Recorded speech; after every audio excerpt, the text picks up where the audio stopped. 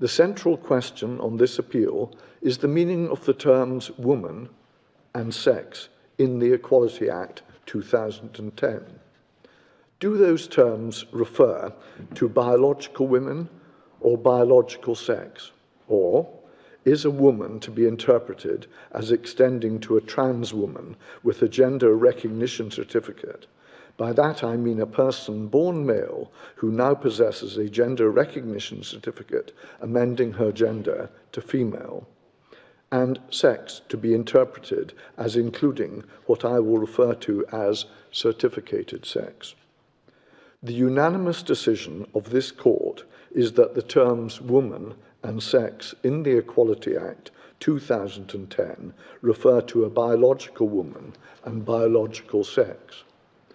But we counsel against reading this judgment as a triumph of one or more groups in our society at the expense of another. It is not. The Equality Act 2010 gives transgender people protection not only against discrimination through the protected characteristic of gender reassignment, but also against direct discrimination, indirect discrimination, and harassment in substance in their acquired gender. This is the application of the principle of discrimination by association. Those statutory protections are available to transgender people whether or not they possess a gender recognition certificate. We note that the EHRC has advised the United Kingdom government of problems created by the certificated sex interpretation of the EA.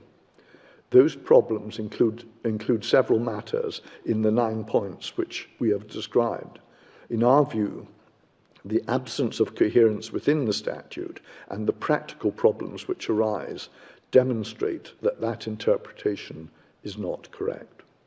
It follows that the interpretation of woman in the Scottish Government guidance on the 2018 Act is incorrect, and the challenge to that guidance succeeds.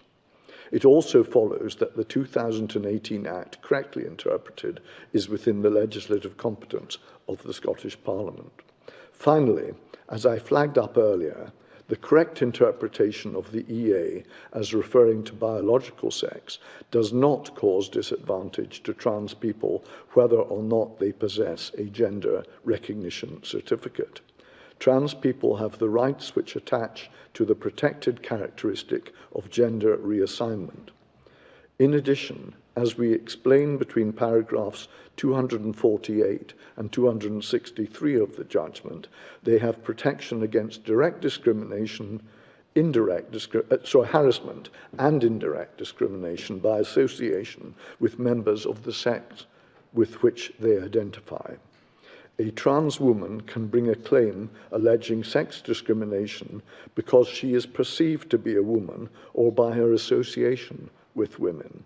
It is now well established that direct discrimination because of a protected characteristic encompasses not only cases where the complainant affected by discrimination has the protected characteristic in question, but also where the discriminator perceives that the claimant has the characteristic or in some way associates the complainant with the protected characteristic. A trans woman is similarly protected against harassment under Section 26 of the Equality Act. Further, the principle of discrimination by association remains part of our law, see Section 19A of the EA, and protects transgender people against indirect discrimination, regardless of whether they possess gender recognition certificates. A certified sex reading is not required to achieve any relevant purpose in relation to indirect discrimination. For these reasons, the court allows the appeal.